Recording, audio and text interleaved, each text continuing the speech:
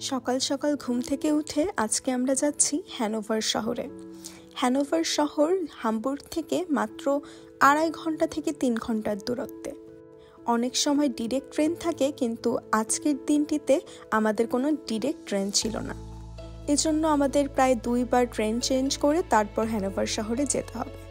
আমাদের যে ট্রেনে যাওয়ার কথা ছিল সেটি আমাদের চোখের সামনে থেকেই চলে যাচ্ছে, কিন্তু 15 মিনিট পরে আমাদের আবার আরেকটি ট্রেন আছে, তাই আমরা ওই ট্রেনটির জন্য এখন অপেক্ষা করব।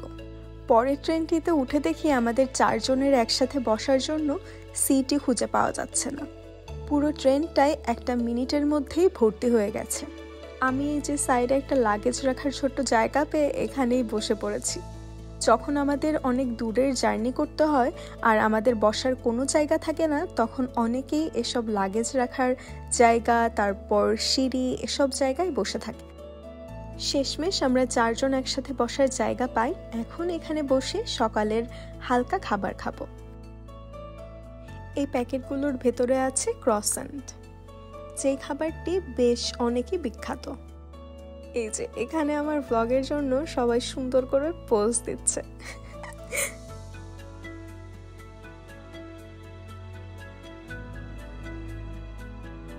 কিছুক্ষণ পরেই আমাদের সবাই ট্রেনের টিকিট চেক করতে এসেছেন। এটাই হচ্ছে আমাদের সেমিস্টার টিকিট, যেটাকে ডয়েচল্যান্ড টিকিট হিসাবে করে দেয়া হয়েছে। এই যে আমরা এখন সেকেন্ড ট্রেনে ওঠার জন্য এই স্টেশনে বসে আছি। আজকের ওয়েদারটা বেশ ভালোই, আর অনেক রোদও উঠেছে। ট্রেন চলে আসার আগে আমি সবার এখানে একসাথে একটা ছোট্ট ফুটেজ নিয়ে রাখছি। এই যে বলতে বলতে এখানে ট্রেন চলে আসছে। আগের ট্রেনটিতে আমরা খুব কষ্ট করে সিট ফাঁকা পেয়েছিলাম বলে এবার আমরা অনেক সিট নিয়ে বসেছি। দেখুন 4 4 8টা। তো ফাইনালি আমরা হ্যানোভার শহরে পৌঁছে গেছি। হ্যানোভার শহরটা জার্মানির একটা সুন্দর জায়গা। শুরুতেই বলি, হ্যানোভার কিন্তু বেশ পুরনো শহর।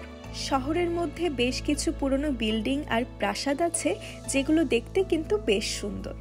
হ্যানোভার প্রধান রেল স্টেশন জার্মানির অন্যতম গুরুত্বপূর্ণ এবং ব্যস্ততম রেল স্টেশনগুলোর মধ্যে একটি। এটি শুধুমাত্র হ্যানোভার শহরের নয়, বরং পুরো লোয়ার জ্যাক্সনি রাজ্যের জন্য একটি প্রধান পরিবহন কেন্দ্র। 1879 সালে এটিকে উদ্বোধন করা হয়। দ্বিতীয় বিশ্বযুদ্ধের সময় স্টেশনটি বেশ ক্ষতিগ্রস্ত হয়েছিল, কিন্তু যুদ্ধের পর এটিকে পুনর্গঠন করা হয়। এই স্টেশনের সামনে একটি বিখ্যাত মূর্তি রয়েছে, যা আর্নস্ট অগাস্ট ডেঙ্কমাল নামে পরিচিত। এই মূর্তিটি হ্যানোভার রাজ্যের প্রখ্যাত রাজা আর্নস্ট অগাস্টের সম্মানে নির্মিত। তিনি 1837 সাল থেকে 1851 সাল পর্যন্ত হ্যানোভার রাজ্যের রাজা ছিলেন। তার শাসনামলে হ্যানোভার রাজ্য গুরুত্বপূর্ণ রাজনৈতিক ও অর্থনৈতিক উন্নতি লাভ করে। মূর্তিটি 1861 সালে উন্মোচিত হয় এবং এটি ব্রোঞ্জে তৈরি।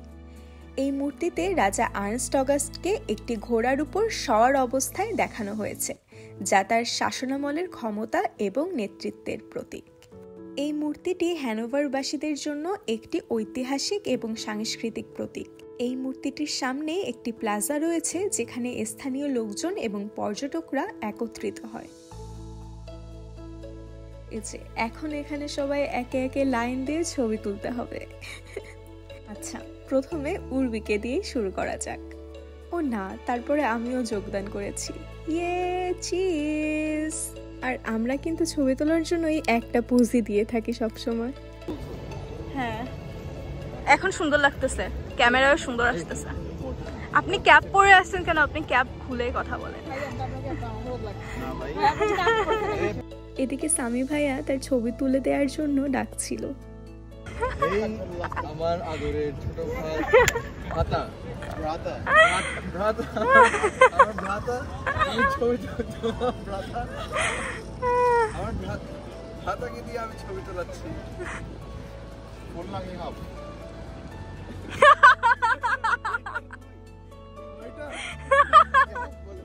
অনেকে থাকে না, ভাই ফুল লাগিয়ে হাফ প্লেট লাগাচ্ছিস তুই। হ্যানোভার স্টেশনের মূল ভবনটি নিউ রেনেসাঁ স্থাপত্য শৈলীতে নির্মিত, যা তার সময়ের অন্যতম চমৎকার উদাহরণ। সময়ের সাথে সাথে স্টেশনটি বিভিন্ন সময়ে পুনর্নির্মাণ এবং সম্প্রসারণের মাধ্যমে আধুনিকায়ন করা হয়েছে। এবার আমরা হেঁটে হেঁটে সারা দিন ধরে এই শহরটির বিভিন্ন জায়গা ঘুরে ঘুরে দেখব।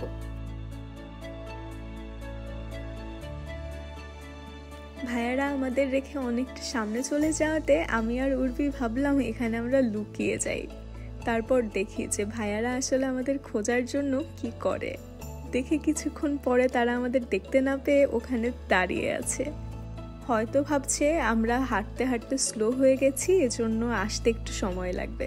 আবার এদিকে ওদিকে তাকিয়ে সামি ভাইয়া আমাদের খোঁজার চেষ্টা করছে। এখন পেছনের দিকে হাঁটা শুরু করেছে। ফাইনালি ভাইয়ারা আমাদের খুঁজতে আসতেছে।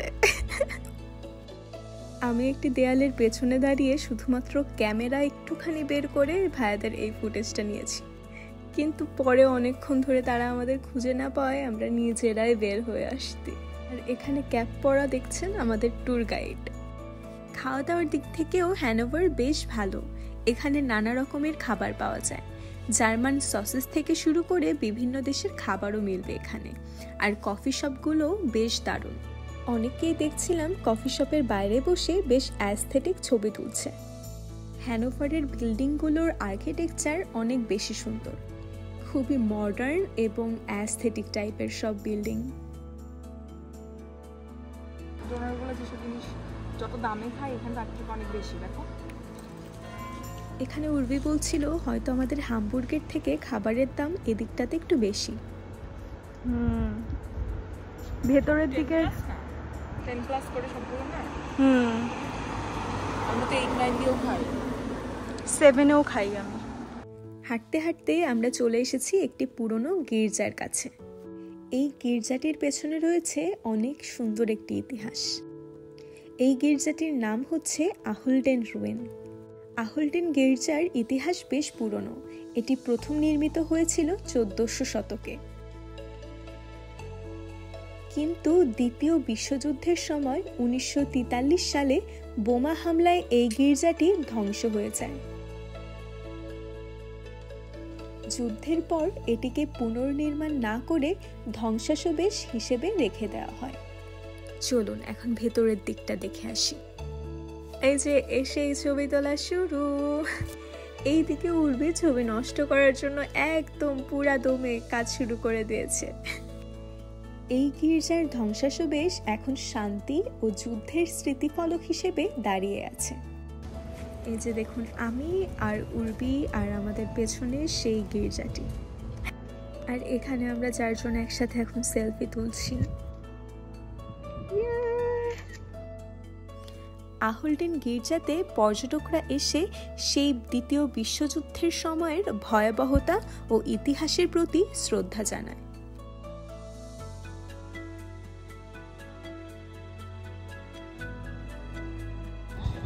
ওখানে একটি ঘন্টা আছে যেখানে ইতিহাসের কিছু কথা লেখা আছে, যেটাই তারা পড়ছিল এবং বোঝার চেষ্টা করছিল যে আসলে কি লেখা।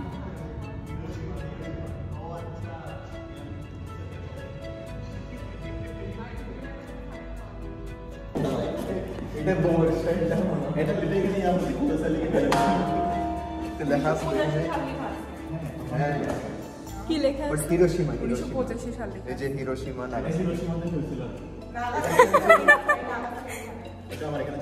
নাগাসাকি এই জায়গায় লেখা আছে। এই যে নাগাসাকি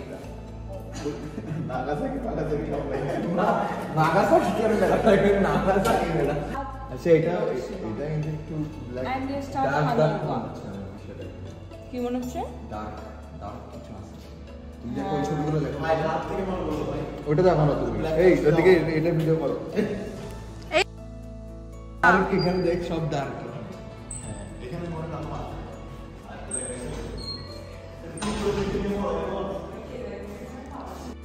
এই প্রতিটা কারুকার্যের পেছনেই থাকে কিছু না কিছু ইতিহাস। হয়তো অনেক ইতিহাস আমরা জানি এবং অনেক ইতিহাসই আমরা জানি না। এবার আমরা হাঁটতে হাঁটতে যাচ্ছি নিউ টাউন হলে।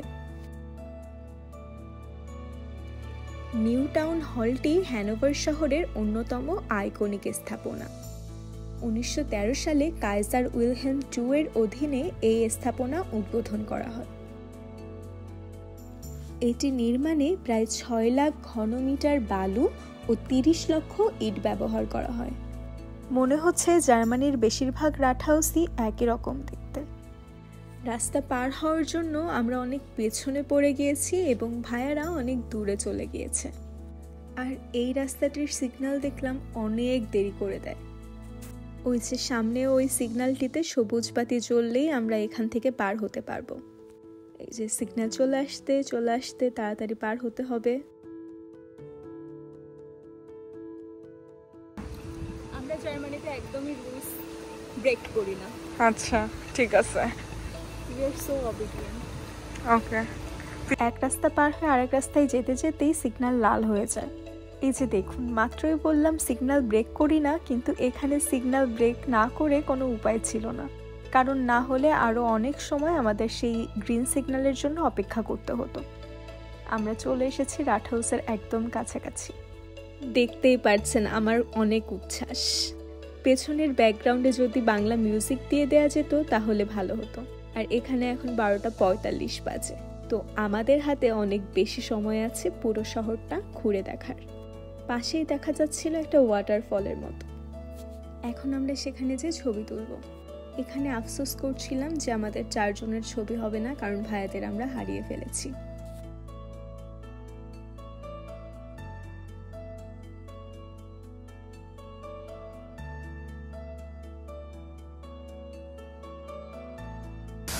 ওয়াও, মনে হচ্ছে কিসে চলে আসছি। এখানে সূর্য, এই ওয়াটারফল, গাছ সবকিছু মিলিয়ে না আমাদের দেখতে বেশি সুন্দর লাগছিল।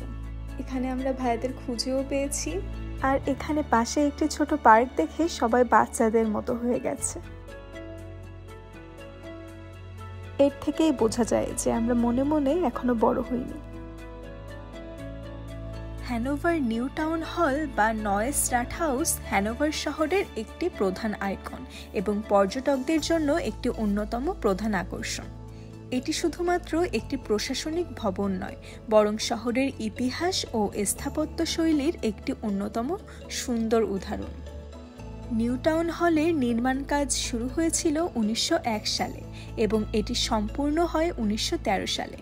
ভবনটির স্থাপত্য শৈলীটি উইলহেলমিনিয়ান নবজাগরণ শৈলীর উপর ভিত্তি করে তৈরি করা হয়েছে, যা উঁচু টাওয়ার, বড় গম্বুজ এবং সমৃদ্ধ সজ্জার মাধ্যমে চিহ্নিত। নিউ টাউন হলের আশেপাশে সুন্দর বাগান ও পার্ক রয়েছে, যা স্থানীয় বাসিন্দা ও পর্যটকদের জন্য জনপ্রিয়। এখানে হাঁটাহাঁটি করা, বসে বসে সময় কাটানো এবং প্রকৃতি উপভোগ করার সুযোগ রয়েছে। নিউ টাউন হলে বিভিন্ন সাংস্কৃতিক ও সামাজিক অনুষ্ঠান, প্রদর্শনী এবং কার্যক্রম আয়োজন করা হয়। এটি শুধুমাত্র প্রশাসনিক কাজের জন্য ব্যবহৃত হয় না, বরং শহরের সাংস্কৃতিক ও সামাজিক জীবনের একটি গুরুত্বপূর্ণ কেন্দ্র হিসেবে কাজ করে। হাঁটাহাঁটি করতে করতে আমাদের সবার ক্ষুধা লেগে গেছে, তাই আমরা যাচ্ছি হ্যানোভার হাববানহফের দিকে। ওখানে যেয়েই আমরা খাওয়া দাওয়া করব, কিন্তু সেখানে যেতে আমাদের বেশ কিছুক্ষণ সময় লাগবে। আর যেহেতু উর্বি আর আমি দুইজনেই স্কুটার চালাতে পারি না, তাই আমাদের হেঁটেই যাওয়া লাগবে। নতুন কোনো শহরে ঘুরতে আসলে এই হাঁটাহাঁটি করার মাধ্যমে শহরটিকে চেনাই আসল আকর্ষণ। হ্যানোভার এটা আমার দ্বিতীয়বারের মতো ঘুরতে আসা। এছাড়া হ্যানোভার স্টেশনে প্রায় আমার আসা হয় আমার ভাইয়ের বাসায় যাওয়ার জন্য। হাঁটতে হাঁটতে সামনে এই রং বেরঙের 3টি গাড়ি দেখে বেশ ভালোই লাগলো, লাল, নীল আর কমলা। ছোটবেলায় এমন কালারফুল গাড়ির অনেক শখ ছিল। এই যে সামনে ঝাঁক ভর্তি যে ফুলের গাছ দেখছেন, এটি সামনাসামনি এত বেশি সুন্দর যেটা ক্যামেরাতে একটুও বোঝা যাচ্ছে না। উবানে করে 1-2 স্টপেজ পরেই আমাদের হাববানহফ। হ্যানোভার সেন্ট্রাল স্টেশনের মধ্যেই আমরা খুঁজছিলাম যে আমাদের কী খেতে ভালো লাগে এবং কী খাওয়া যায়। তারপর আমরা ঠিক করি যে আমরা KFC-তে যেয়ে খাই। তারপর আমরা গুগল ম্যাপে KFC-র লোকেশন সার্চ দিয়ে এখন যাচ্ছি KFC-তে খেতে।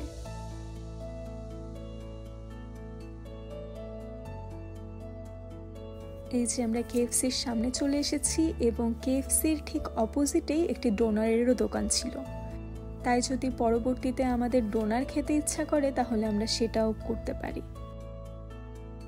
এই যে দেখুন, তারা প্রথমেই গিয়েছে ডোনারের মেনুটা দেখতে, আর তারপরে আমরা সবাই একসাথে কেএফসিতে ঢুকবো।